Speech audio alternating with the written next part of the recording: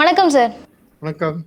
இப்போ சமீபத்தில நமக்கு இந்தியன் ஷேர் மார்க்கெட் வந்து கொஞ்சம் ஒரு அப் ட்ரெண்ட்ல இருக்கிறத பார்க்குறோம். இன்னைக்கு கோல்டும் கொஞ்சம் கூல் டவுன் ஆன மாதிரி இருக்கு. ஸோ இது எல்லாத்துக்கும் பின்னாடி யூஎஸோட இன்ஃப்ளேஷன் டேட்டா வந்து கொஞ்சம் பாசிட்டிவா இருக்கு அப்படிங்கிறத சொல்றாங்க. ஸோ இந்த யூஎஸோட இன்ஃப்ளேஷன் டேட்டால என்ன வந்திருக்கு? அது ஏன் இவ்ளோ இம்பார்ட்டன்ட்டான ஒரு விஷயமா பார்க்கப்படுது சார்? இன்னும் இல்லை, எக்ஸ்பெக்டட் இன்ஃப்ளேஷன் ஓட கம்மியாக வந்திருக்கு. 3.1% எக்ஸ்பெக்ட் பண்ணாங்க, 2% தான் வந்திருக்கு. ஸோ இது மார்க்கெட்டுக்கு கொஞ்சம் சர்ப்ரைஸாக இருந்தது.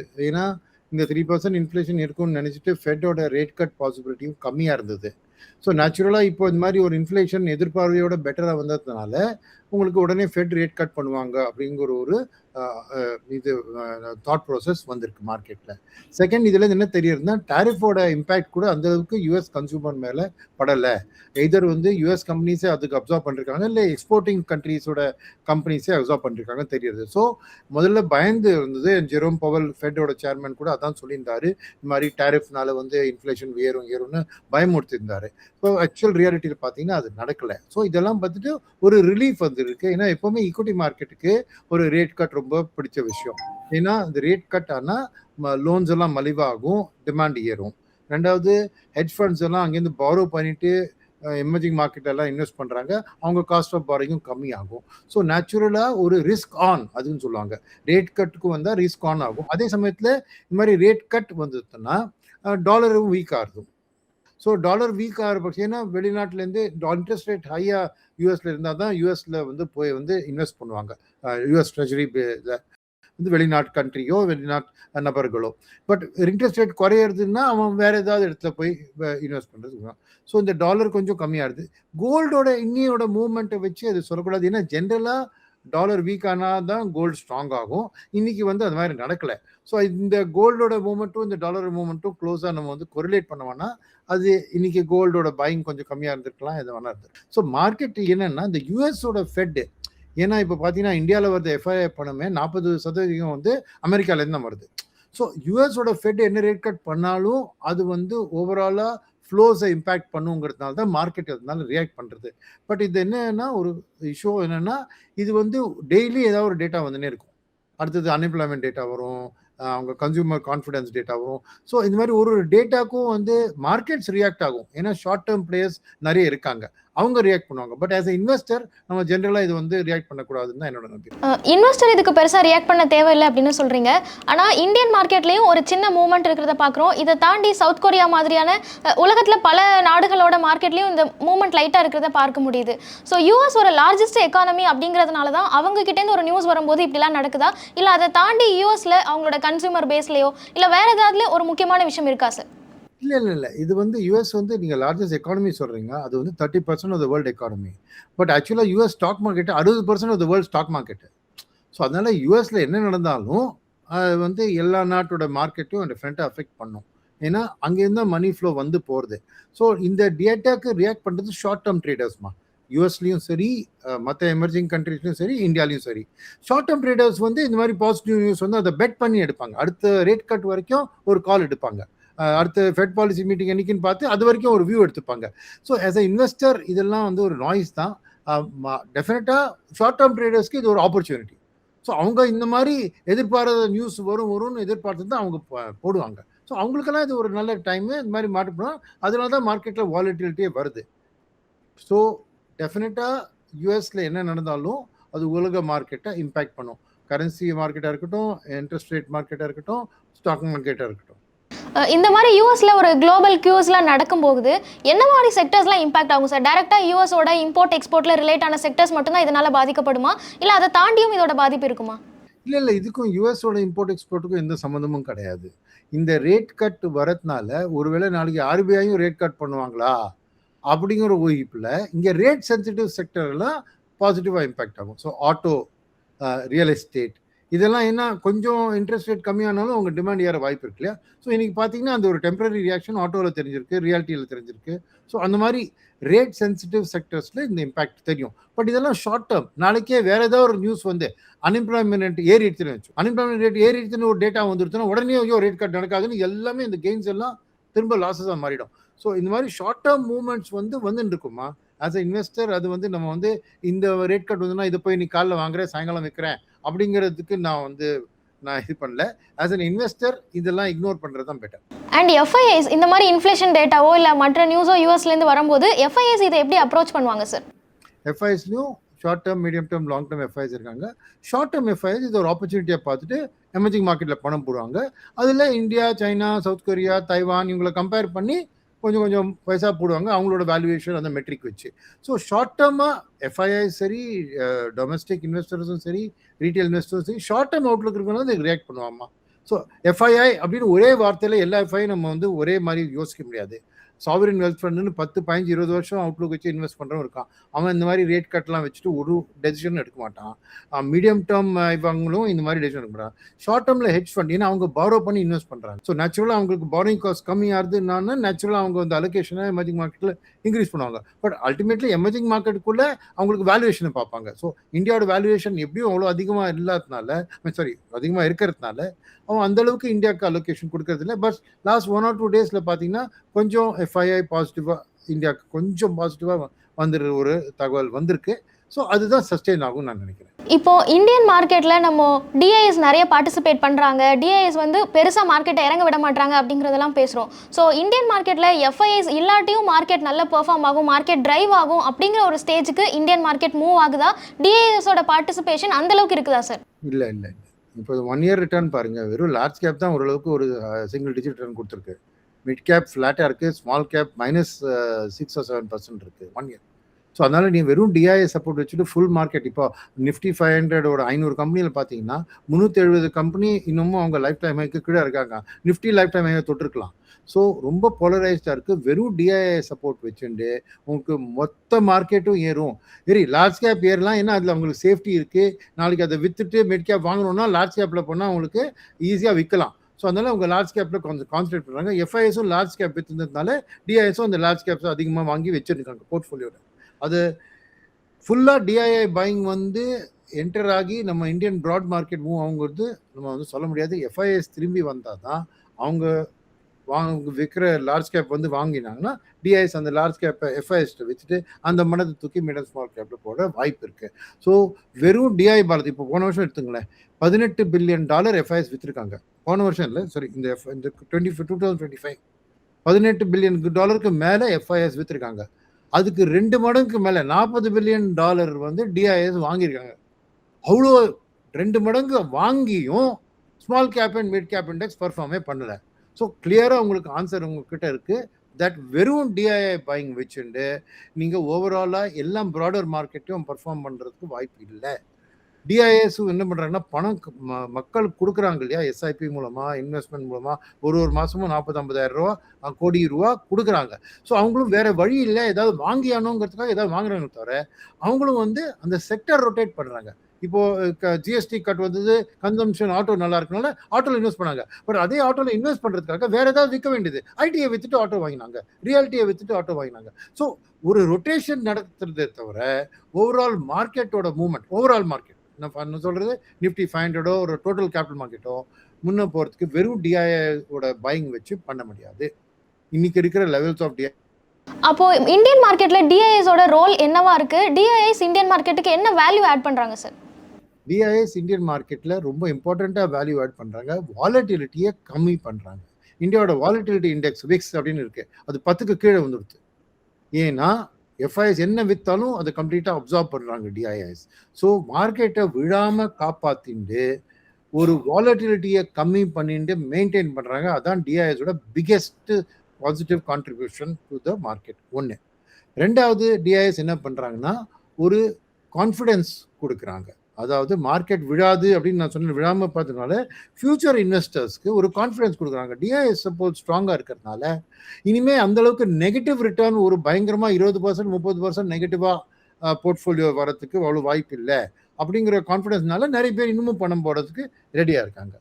மூணாவது என்னென்னா, ஒரு ஃபாரினர்ஸ் கூட பார்த்தீங்கன்னா இந்தியன் மார்க்கெட்டில் நம்ம வந்து தாக்கி மார்க்கெட்டை விற்று தாக்கி அதை இறங்கிட்டு திரும்ப லாபம் பண்ணுறதுக்காக இறங்கின மார்க்கெட்டில் வந்து வாங்கலாம் அப்படிங்கிற ஒரு தாட் ப்ராசஸ் அவங்களால இம்ப்ளிமெண்ட்டே பண்ண முடியாது.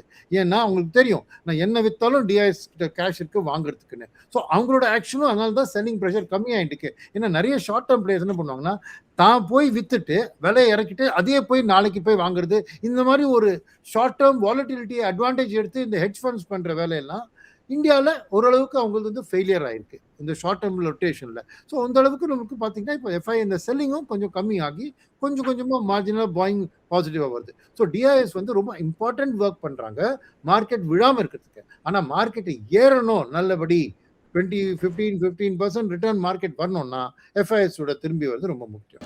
நம்ம யூஎஸோட இன்ஃப்ளேஷன் டேட்டா பற்றி பேசிட்டு இருந்தோம். ஸோ யூஎஸில் ஒரு ரேட் கட் நடக்குது, இல்லை ஃபியூச்சரில் ஒரு ரேட் கட் நடக்க பாசிபிலிட்டி இருக்குது அப்படின்னா, ஏன்னா நம்ம தொடர்ந்து ரேட் கட்ஸ் பார்த்துட்டு இருக்கோம், அது மறுபடியும் இப்போ கொடுக்குற இதே இம்பாக்டை இந்தியன் மார்க்கெட்டில் கொடுக்குமா, இல்லை இந்தியன் மார்க்கெட் அதுக்கு ரியாக்ட் பண்ணாமல் போகிறதுக்கு வாய்ப்பு இருக்கா சார்? இல்லை இப்போ ரிப்பேக்ட் கொடுக்கும். ஏன்னா 2 விதமாக இந்த ரியாக்ஷன் வருது இல்லையா. ஒன்று வந்து இந்த ரேட் கட் யூஎஸ்ல பண்ணுறதுனால எமர்ஜிங் மார்க்கெட்டுக்கு பணம் அதிகமாக வரும், அதில் இந்தியாவுக்கு அலோகேஷன் கிடைக்கும். ஸோ இந்தியாவில் என்ன நடந்தாலும் நடக்கலாலும் ஃபெட் ரேட் கட்னால ஓரளவுக்கு எஃப்ஐஐ ஃப்ளோஸ் எமர்ஜிங் மார்க்கெட்டில் ஏறும். ஏன்னா ரிஸ்கி அசெட்ஸில் அவங்க எக்ஸ்போஷர் அதிகமாக எடுத்துப்பாங்க ரேட்ஸு கீழே விடுற பட்சத்தில். ஸோ டெஃபினட்டாக அதோட ஒரு அலோகேஷன் இப்போ எம்எஸ்சிஐ எமர்ஜிங் மார்க்கெட் இண்டெக்ஸ் அப்படிங்கிற இண்டெக்ஸில் இந்தியாவுக்கு 17% ஷேர் இருக்குது. ஸோ ஒரு பாசிவ் ஃபண்டு இடிஎஃப்ல யாராவது போட்டாங்கன்னா அதில் 100 ரூபா போட்டால் 17 ரூபா இந்தியாவுக்கு வந்து ஆகணும். ஸோ டெஃபினட்டாக யூஎஸ் ரேட் கட்டோட இம்பேக்ட் ஓரளவுக்கு இந்தியாவுக்கு வரும். அது நல்லா வர்றதுக்கு அது வேற காரணங்கள்லாம் இருக்கும். பட் டெஃபினட்டாக ரேட் கட் இருந்தால் எஃப்ஐஐ ஃப்ளோனால வந்து மார்க்கெட்டில் டெஃபினட்டாக ஒரு பாசிட்டிவ் இம்பேக்ட் வரும். 2வது விதம் எப்படின்னா, இப்போ இந்தியாவில் வந்து இன்னைக்கு 6.6% 10-year ஜிசெக், அமெரிக்காவில் 4.1%. ஸோ கிட்டத்தட்ட ஒரு 1.5% 2.5% வித்தியாசம் இருக்கு, ரைட்டா. ஸோ இப்போ யூஎஸ்ல ரேட் கட் பண்ணிடுறாங்கன்னு வச்சுக்கோங்க. ஸோ அந்த 4.1 3.8 ஆயிடுச்சு, 25% அமௌண்ட்னா அப்போ இந்த டிஃபரன்ஸ் 3%, 2.25 கிட்ட போயிடும் இல்லையா. என்னன்னா ரூல்னா கரன்சி வந்து அந்த 2.25% வீக்கன் ஆகும். ஸோ இப்போ ஆர்பிஐ அதை வீக்கன் ஆகாம இருக்கணும்னா அவங்களும் இங்கே ரேட் கட் பண்ணணும். ஸோ இது வந்து கேரண்டியாக ரேட் கட் பண்ணுவாங்கன்னு சொல்ல முடியாது. ஏன்னா அவங்க டொமஸ்டிக் க்ரோத்து, டொமஸ்டிக் இன்ஃப்ளேஷன் அதெல்லாம் கூட பார்த்துப்பாங்க. பட் இதுவும் ஒரு கண்ணோக்கம் வச்சுப்பாங்க. ஸோ அப்படி இருக்கிற பட்சத்தில் ஆர்பிஐயும் ரேட் கட் பண்ணுறாப்புல யோசிச்சாங்கன்னா மக்கள், ஏன்னா மற்ற ஃபேக்டர்லாம் சப்போர்ட்னா, ஸோ டெஃபினட்டாக அது மார்க்கெட்டுக்கு இன்னொரு பாசிட்டிவ். அப்போ டொமஸ்டிக்ஸ் டிஐஎஸ்க்கும் ரொம்ப பாசிட்டிவாக அது ஃபீல் ஆகும். ஸோ இதில் 2 விஷயம், இந்த இன்டர்நேஷ்னல் ரேட் கட்னால என்ன ஆர்பிஐ ரேட் பண்ணுவாங்களா இல்லையா, அது ஒரு டெசிஷன் மேக்கிங். 2வது இன்டர்நேஷனல் ரேட் கட்னால டெஃபினட்டாக எஃப்ஐஎஸ் எமர்ஜிங் மார்க்கெட்ஸ்க்கு அதிகமாக பைசா கொடுத்தோம். ஸோ 2 விதத்தில் இந்த ரேட் கட் வந்து இந்தியாவுக்கு மார்க்கெட்ஸ்க்கு பாசிட்டிவாக மாறலாம். பட் ஒரு தரையும் 2மே நம்ம பார்க்க வேண்டியது. இப்போ இந்த நேற்றுக்கு வந்து இந்த இன்ஃப்ளேஷன் டேட்டா வந்ததுனால இப்போ ஃபெட் ரேட் கட்டோட ப்ராப்பர்ட்டி ஏறிக்கே தவிர இதனால ஆர்பிஐயோட ரேட் கட் ப்ராப்பர்ட்டி ஏறல. ஏன்னா ஆர்பிஐ ஏற்கனவே ரேட் கட் பண்ணிட்டாங்க. ஏன்னா ஆர்பிஐ மீட்டிங் ஃபெட் மீட்டிங் முன்னாடி நடந்து அவங்க ரேட் கட் பண்ணிட்டாங்க. இப்போ இதனால யூஎஸ்ல ரேட் கட் பண்ணதுனால ஆர்பிஐ இப்போ ரேட் கட் பண்ணுவாங்கிறது எனக்கு ஒன்றும் கேரண்டீடாக அந்த மாதிரி தெரியல. ஏன்னா டொமஸ்டிக் சூழ்நிலையை பார்க்கணும் in terms of inflation and growth.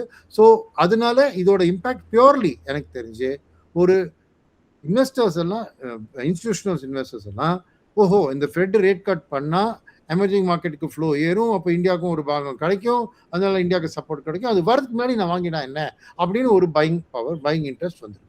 Fed rate cut பண்ணாங்கன்னா இந்தியாவுக்கு எஃப்ஐஎஸ் வரதுக்கு பாசிபிலிட்டி இருக்குது அப்படிங்கிறதெல்லாம் நம்ம பேசுகிறோம். ஆனாலும் மோர் தென் 1 years இந்தியன் மார்க்கெட் அந்த ஆல் டைம் ஹை அப்படிங்கிறத பிரேக் பண்ணாமலே இருக்கிறத பார்க்குறோம். ஒன் டைம் பிரேக் பண்ணாலும் அந்த க்ளோசிங் அப்படிங்கிறது கிடைக்கல. ஸோ இந்தியன் மார்க்கெட் ஏன் இவ்வளோ ஸ்ட்ரகிள் பண்ணுது சார்? நிறைய பாசிட்டிவான விஷயங்கள் கிடைச்சும் எதனால அதை ஓவர் கம் பண்ணி வரல? இதுக்கு 2-3 காரணம் இருக்கு. நீங்க எல்லாம் பாசிட்டிவ்னு சொல்றீங்க, அப்படி ஒரு நெகட்டிவ் இருக்கு இந்தியாவில். அது வந்து நாமினல் ஜிடிபி. இப்போ ரியல் ஜிடிபி பார்த்தீங்கன்னா ஃபர்ஸ்ட் குவார்ட்டரில் 7.8, செகண்ட் குவார்ட்டரில் 8.2. எதிர்பார்வைக்கு பெட்டராக இருந்து எல்லாரும் ஓன்னு கைத்தட்டி ஃபாஸ்டஸ்ட் க்ரோயிங் கண்ட்ரி இந்த வேர்ல்டு இதெல்லாம் சொன்னாங்க. பட் நாமினல் ஜிடிபி பார்த்தீங்கன்னா ஃபர்ஸ்ட் குவார்ட்டரில் 8.8, செகண்ட் குவார்ட்டரில் 8.7. ஸோ நாமினல் ஜிடிபி இறங்கிட்டு இருக்கு. ஸோ ஏன்னு சொல்றேன்னா இந்த நாமினல் ஜிடிபி தான் ஸ்டாக் மார்க்கெட் ஃபாலோ பண்ணும். ஸோ நாமினல் ஜிடிபி ரொம்ப லோவாக இன்ஃப்ளேஷன் இருக்கிறதுனால கார்பரேட் ஏர்னிங்ஸும் அந்த அளவுக்கு வளராது. அந்த வளரலைன்னா நேச்சுரலாக ஸ்டாக் மார்க்கெட்டில் இன்வெஸ்ட் பண்ணுறது ஜிடிபியை வச்சு இன்வெஸ்ட் பண்ணுறது இல்லை, இபிஎஸ் க்ரோத் வச்சு தான் இன்வெஸ்ட் பண்ணுறாங்க. ஸோ நீங்கள் சொல்கிற நல்ல செய்தியெல்லாம் இன்னமும் அந்த இபிஎஸ் க்ரோத்தில் தெரியல. ஏன்னா நாமினல் ஜிடிபி விழுந்துருக்கு. இப்போ இந்த கவர்மெண்ட் வந்து ஒரு இன்கம் டேக்ஸ்ல ஒரு ரிலீஃப் கொடுத்தாங்க, அப்புறம் ரேட் கட் ஆர்பிஐ பண்ணாங்க, அப்புறம் ஜிஎஸ்டி கட் பண்ணாங்க, அப்புறம் இன்னொரு ரேட் கட் இப்போ ஆர்பிஐ பண்ணியிருக்கா, லிக்விடிட்டி நிறைய பண்ணுறான். இதெல்லாம் வச்சு கவர்மெண்ட் வந்து இன்ஃப்ளேஷனை திரும்ப மேலே போகிறதுக்கு வழி பண்ணுறாங்க. அதனால தான் ஆர்பிஐயோட பாலிசியில் பார்த்தீங்கன்னா அடுத்த இயர் ஃபர்ஸ்ட் குவார்ட்டர், அதாவது ஏப்ரல் மே ஜூன் 2026ல இன்ஃப்ளேஷன் 4% வந்துடும், இன்னைக்கு 2% இருக்கிறதுன்னு அவங்க ப்ரொஜெக்ட் பண்ணுறாங்க. அது வந்ததுனா தான் உங்களுக்கு நாமினல் ஜிடிபியும் இந்த 8.5% லெவலில் மாட்டிக்காம ஒரு 9.5 10 அந்த மாதிரி போனால் தான் கார்பரேட் இபிஎஸ் க்ரோத் வளரும். ஸோ இந்தியாவில் என்னென்னா என்னதான் நல்ல ஃபேக்டர்ஸ் சொன்னாலும் இன்னமும் அது இபிஎஸ் க்ரோத்தில் முழுக்க தெரியவில்லை. தெரியவில்லைன்னா வளராமல் இல்லை இபிஎஸ். வேல்யூவேஷன்ல எந்த அளவுக்கு எதிர்பார்க்குறாங்க, ஏன்னா வேல்யூவேஷன் எந்த அளவுக்கு 32 வேல்யூவேஷன் ஸ்மால் கேப் இண்டெக்ஸ்க்கு, 30 வேல்யூவேஷன் மிட் கேப் இண்டெக்ஸ்க்கு, 21 வேல்யூவேஷன் லார்ஜ் கேப் இண்டெக்ஸ்க்கு. அங்கே பார்த்தீங்கன்னா ஏர்னிங்ஸ் பார்த்தீங்கன்னா லார்ஜ் கேப்புக்கு 21 வேல்யூவேஷனுக்கு ஏற்ற மாதிரி 9-10% தான் ஏர்னிங்ஸ் க்ரோத்து. மிட் கேப்பில் ஒரு 30 வேல்யூவேஷனுக்கு ஏற்ற மாதிரி 30% வந்திருக்கு, அது வந்து ஃப்ளாட்டாக இருக்குது. ஸ்மால் கேப்பில் 32 பி வேல்யூவேஷன் வச்சு 18% தான் ஏர்னிங்ஸ் வளர்ந்துருக்கு. ஸோ டெஃபினட்டாக இந்த நாமினல் ஜிடிபியோட ஸ்லோ டவுன் கார்பரேட் செக்டரை பாதிக்கிறது. ஸோ அதனால நீங்கள் வந்து எல்லாம் நல்ல செய்தினா இந்த நல்ல செய்தியெல்லாம் செய்தி தான். இன்னமும் கிரவுண்ட் லெவலில் கார்பரேட் ஏர்னிங்ஸில் ஒரு ஸ்ட்ராங்காக ரிவைவல் இன்னமும் தெரியவில்லை. அது அடுத்த வருஷம் தெரிஞ்சா அப்போ தான் உங்களுக்கு அந்த எஃப்ஐஎஸ்க்கு ஒரு கான்ஃபிடன்ஸ் வளரும். ஸோ அந்த நாமினல் ஜிடிபி முதல்ல ஏற ஆரம்பிக்கணும், அண்ட் அதை பேஸ் பண்ணி ஏர்னிங்ஸ் க்ரோத்தும் ஏறும் அப்படிங்கிற நம்பிக்கையில் தான் வெயிட் பண்ணும். ஸோ ஒன்று அது. ரெண்டாவது வந்து விஷயம் என்னன்னா, இந்த 50% டேரிஃப் போட்டால் நம்ம எக்ஸ்போர்ட் செக்டருக்கு அது பெரிய பாதிப்பு, நம்ம ஃபியூச்சர் க்ரோத்துக்கு பெரிய பாதிப்பு. அதனால ட்ரேட் டீலில் சால்வ் ஆகாத வரைக்கும் ஃபாரினர்ஸ் லாங் டேர்ம், நான் சொன்னேன் இல்லையா, சாவரின் வெல்த் ஃபண்ட் அந்த மாதிரி ஃபண்டெல்லாம் இருக்குது, 10 15 20 வருஷம் அவுட்லுக்கு. அவங்க இந்த 10 15 20 வருஷம்னா இந்தியா ஒரு 10%, சைனா எப்படி லாங் டேர்மில் 10% ஜிடிபி க்ரோத் காமிச்சாங்க, அந்த மாதிரி இந்தியா பண்ணுவாங்கிற ஒரு எதிர்பார்வையில் தான் அவங்க ஏற்கனவே பணம் போட்டிருக்காங்க. பட் அந்த டேரிஃப் வந்ததுனால பார்ட்லி அந்த எதிர்பார்வை இப்போ நிறைவேற மாதிரி தெரியல.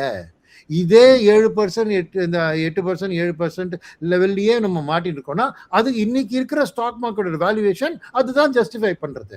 இப்போ இதுக்கு மேல நீங்க மார்க்கெட் 26,000 27,000 போனோம், 28,000 போனோம் அப்படின்னா இந்த earnings growth trajectoryயும் உங்களுக்கு லார்ஜ் கேப்தே 14% 15% 16% ஏறணும். அது அடுத்த வருஷம் நடந்து அந்த மாதிரி வந்தால் தான் உங்களுக்கு எஃப்ஐஎஸ் ஒரு கான்ஃபிடன்ஸோட வந்து திரும்பி வர வாய்ப்பு இருக்கு. அதுக்கு ட்ரேட் டீல் வந்தால் அது ஷார்ட் டேர்மில் ஏர்னிங்ஸ் ஏறலைனாலும் ட்ரேட் டீல்னால ஃபியூச்சரில் ஏறும் அப்படிங்கிற ஒரு கான்ஃபிடன்ஸை கொடுக்கும். ஸோ 2 விஷயம் முக்கியம் இந்த மார்க்கெட்டுக்கு வரதுக்கு. நாமினல் ஜிடிபி ஏறணும், அதை பேஸ் பண்ணி நம்பிக்கை இருக்கு கார்பரேட் இபிஎஸும் ஏறும். Okay, number 1. Number 2, trade deal பற்றி ஏதாவது பாசிட்டிவ் சிக்னல்ஸ் வரணும். ஃபர்ஸ்ட் பாசிட்டிவ் சிக்னல் என்ன, ட்ரேட் டீல் சைன் ஆகிறதோ இல்லையோ அந்த அடிஷ்னல் 25% டேரிஃபை எடுக்கணும். ஏன்னா ரஷ்யா மேட்டரை ட்ரம்ப்பே சால்வ் பண்ண ட்ரை பண்ணுறாரு. இப்போ இந்தியாவை மட்டும் தாக்கியிருக்காரு அந்த 25% அடிஷ்னல் டேரிஃப். ஸோ அதை வந்து எடுத்தாலே அது ஒரு ரிலீஃப் வரும். ஏன்னா ஓரளவுக்கு நம்ம ரிலேஷன்ஷிப் பெட்டராக இருக்குது அப்படின்னு. ரெண்டாவது, இந்த டேரிஃபை பேலன்ஸ் 25% இது டீல் பண்ணுறதால ஒரு 15-20% வந்தால் நம்மளோட கம்பீட்டிங் கண்ட்ரீஸோட நம்ம காம்படேட்டிவ் அட்வான்டேஜ் ரெயின்டைன் ஆகும். பங்களாதேஷ், வியட்நாம் இவங்களாம் தான் நம்மளோட கம்பீட் பண்ணுறாங்க. அங்கே 20% டேரிஃப் இருக்குது, நம்மளுக்கு 50%னா எப்படி நம்ம எக்ஸ்போர்ட்ஸ்க்கு ஃபியூச்சர் க்ரோத் வரும்? ஸோ எனக்கு தெரிஞ்சு இந்த ரீசன் மார்க்கெட் வந்து இந்த 26,000 லெவல்லையே சுற்றின்னு இருக்கிறதுக்கு காரணம் டிஐஎஸ் இதை விழ விட மாட்டேங்கிறாங்க, எஃப்ஐஐஸ் இதை ஏற விட மாட்டேங்கிறாங்க. Simple matter. அதனால தான் இந்த திஷங்கு சொர்க்கம்னு சொல்லுவாங்க, அது நடுவில் மாட்டின்னு இருக்கு. மேலேயும் போக முடியாமல் கீழேயும் போட முடியாது, அங்கேயே சுற்றி இருக்கு. செக்டரில் தான் ரொட்டேஷன் நடந்துருக்கு. ஓகே, நாமினல் ஜிடிபி எந்த அளவுக்கு முக்கியம் அப்படிங்கிற மாதிரி இம்பார்ட்டண்ட்டாக சொல்லியிருக்கீங்க. ஸோ இப்போ இருக்கிற இந்த மார்க்கெட் வேல்யூவேஷன்ஸில் நம்ம குளோபலாக நடந்துட்டு இருக்க விஷயத்தெல்லாம் வச்சு பார்க்கும்போது இன்வெஸ்டர் இந்த மார்க்கெட்டை இப்போ எப்படி அப்ரோச் பண்ணலாம், small mid and large cap இதெல்லாம் அவங்க எப்படி ஹேண்டில் பண்ணணும் சார்? ஸோ எனக்கு தெரிஞ்சு ஒரு பேலன்ஸ்ட் அப்ரோச் வச்சுக்கிறோம். ஏன்னா எஃப்ஐஎஸ் திரும்பி வராத வரைக்கும் லார்ஜ் கேப்ஸும் பெட்டராக பர்ஃபார்ம் பண்ணும். ஏன்னா இன்றைக்கி அங்கே தான் சேஃப்டி இருக்குது, டிஐஐஸும் அங்கே தான் கொஞ்சம் ஓரளவுக்கு நம்பிக்கை வச்சு அதிகமாக அலோகேஷன் அங்கே கொடுப்பாங்க. பட் ட்ரேட் டீல் சைன் ஆகிறதோ இல்லை நல்ல ஏர்னிங்ஸ் க்ரோத் வர பட்சத்தில் மிட் அண்ட் ஸ்மால் கேப் கூட இது ஏர்னிங்ஸ் க்ரோத்தும் வேல்யூவேஷன்ஸும் எல்லாமே பறக்க ஆரம்பிக்கும். ஸோ ஒரு பேலன்ஸ்டு டைவர்சிஃபைடு அப்ரோச் வச்சுக்கிறது பெட்டர். ஏன்னா எஃப்ஐஎஸ் வரவே மாட்டான்னு கூட சொல்ல முடியாது, எப்போ திரும்பி வரான்னு சொல்ல முடியாது. ஸோ எதுக்கு நான் சொல்கிறேன்னா, ஸோ அப்போது மியூச்சுவல் ஃபண்ட்ஸ்லேயே மல்டி கேப் ஃபண்டுன்னு ஒரு கேட்டகரி இருக்குது. அதில் வந்து 25% mid cap, 25% small cap, 25% large cap கம்பல்சரியாக வச்சாகணும். அந்த பேலன்ஸ் இருக்கிற 25% எங்கே வேணால் போடலாம், ஃபண்ட் மேனேஜருக்கு டிஸ்கிரிப்ஷன் கொடுத்துருக்காங்க. ஸோ அந்த மாதிரி மல்டி கேப் ஃபண்டை நீங்கள் எக்ஸ்போஸ் பண்ணிங்கன்னா டெஃபினட்டாக உங்களுக்கு ஆட்டோமேட்டிக்காக large cap, mid cap, small cap 3 இருக்குது. இனிஷியலாக அந்த லார்ஜ் கேப் போர்ஷன் உங்களுக்கு சப்போர்ட் பண்ணும். ஃபண்ட் மேனேஜரும் அதில் லார்ஜ் கேப்பை 40% வச்சுப்பாங்க. But as year goes through என்னோட நம்பிக்கை என்னென்னா டெஃபினட்டாக உங்களுக்கு இந்த ஜிஎஸ்டி கட் அண்ட் ரேட் கட்டோட இம்பாக்ட் வந்து டொமஸ்டிக் எக்கனாமிக் க்ரோத் தெரியும், இன்ஃப்ளேஷன்லையும் தெரியும், நாமினல் ஜிடிபியும் வளரும். அப்போ டெஃபினட்டாக மிட் அண்ட் ஸ்மால் கேப்போட பர்ஃபார்மன்ஸும் இம்ப்ரூவ் ஆகும். அப்போ ஃபண்ட் மேனேஜர்னா அதுக்கு ஷிஃப்ட் பண்ணுவாங்க. ஆஸ் அ ரீட்டைல் இன்வெஸ்டர் நீங்கள் அந்த எந்த டைமிங்கில் கரெக்டாக அதை மாற்றணும். ஏன்னா இப்போ பார்த்து 1 இயரில் 8% டவுன் ஸ்மால் கேப் அப்படின்னு பார்ப்பீங்க. அப்புறம் ஏன்னா இப்போ அது போடுறதுக்கு உங்களுக்கு மனசு வராது, நான் என்ன தான் சஜஸ்ட் பண்ணாலும். ஸோ மல்டி கேப் ஃபண்டை சூஸ் பண்ணிங்கன்னா உங்களுக்கு ஒரு நல்ல பேலன்ஸ்டு அவுட்லுக் வச்சு உங்கள் க்ரோத்தை நீங்கள் கேப்சர் பண்ணலாம். ஒன்று. ரெண்டாவது வந்து என்னென்னா இப்போ ஜனவரி 10லேருந்து ஏர்னிங் சீசன் ஆரம்பிக்க போகிறது. அதுக்கப்புறம் 1ஆம் தேதி February உங்களுக்கு பட்ஜெட் இருக்குது, ரைட்டா? அதுக்கு வந்து ட்ரேட் டீலோட நியூஸும் சுற்றிகிட்டே இருக்கும். ஒரு நாளைக்கு பாசிட்டிவ் வரும், நெகட்டிவ் வரும், பாசிட்டிவ் வரும், நெகட்டிவ் வரும். ஸோ இந்த மாதிரி ஒரு கன்ஃபியூஷன் இருக்கிற ஸ்டேட்டஸ்னால நான் ஸ்டாகர்டு வழியில் நீங்கள் இன்வெஸ்ட் பண்ணுங்க. எஸ்ஐபி பண்ணுறீங்கன்னா ஓகே, எஸ்டிபி பண்ணுறீங்கன்னா அதாவது உங்கள் லிக்விட் ஃபண்டில் போட்டுவிட்டு அதை ட்ரான்ஸ்ஃபர் மந்த்லியாக போடுறீங்களே, இல்லை அப்பப்போ நீங்கள் வாரத்துக்கு ஒரு தடவை, மாதம் 2 வாரத்துக்கு ஒரு தடவை, மாதத்துக்கு ஒரு தடவை மார்க்கெட்டில் ஸ்டெடியாக ஸ்டாகர்டாக நீங்கள் இன்வெஸ்ட் பண்ணுறது. ஏன்னா கொஞ்ச நாளைக்கு இந்த வாலட்டிலிட்டி இப்படியே தான் இருக்கும். ஸோ அப்படி பண்ணிங்கன்னா உங்களுக்கு பெட்டர். ஏன்னா ஒரே லம்சமாக போட்டுட்டு இந்த வாலட்டிலிட்டி ஐயோ நான் 10 ரூபா போட்டேன் இன்றைக்கி 9,000 ரூபாய் எடுத்தேன் அப்படின்னு நீங்கள் கவலைப்படாமல் ஸ்டாகர்டாக போடுறது பெட்டர். அண்ட் ஃபண்ட் மேனேஜர் கையில் கொடுக்கறது பெட்டர். பிகாஸ் செக்டர் ரொட்டேஷன் அவங்க பண்ணுறாங்க.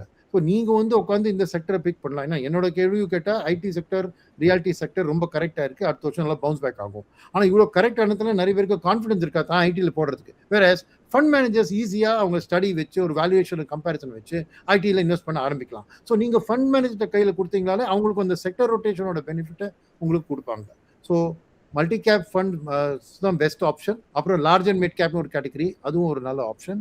அண்ட் மூணாவது மல்டி அசெட் ஃபண்டு. ஏன்னா நீங்கள் கேள்வி கேட்கல, பட் கோல்டு அண்ட் சில்வருக்கு இன்னைக்கு கரெக்ஷன் இருந்திருக்கலாம், பட் ஸ்டில் அவுட்லுக் வந்து பாசிட்டிவாக இருக்குது. ஏன்னா எல்லாருமே foreign governments, Canada, Mexico, China, Japan எல்லா நாட்டிலேருந்தும் தன்னோட ரிசர்வ் இத்தனை நாளாக பிளைண்டாக யூஎஸில் வச்சுருந்துருக்காங்க.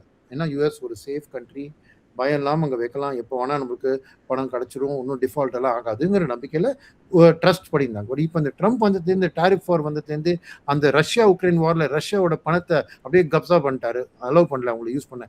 ஸோ ஒருவருக்கு எல்லா கண்ட்ரீஸ்லும் ஒரு பயம் இருக்குது, ஓவர் எக்ஸ்போஸாக நம்ம யூஎஸில் இருக்க வேணாம். ஏன்னா யூஎஸை பற்றி கூட பார்த்தீங்கன்னா அவங்க ஹையஸ்ட் ட்ரேட் டெஃபிசிட்டில் இருக்காங்க, ஃபிஸ்கல் டெஃபிசிட்டில் டவுன் கிரேட் கூட ஒரு நாச் ஆகிடுது.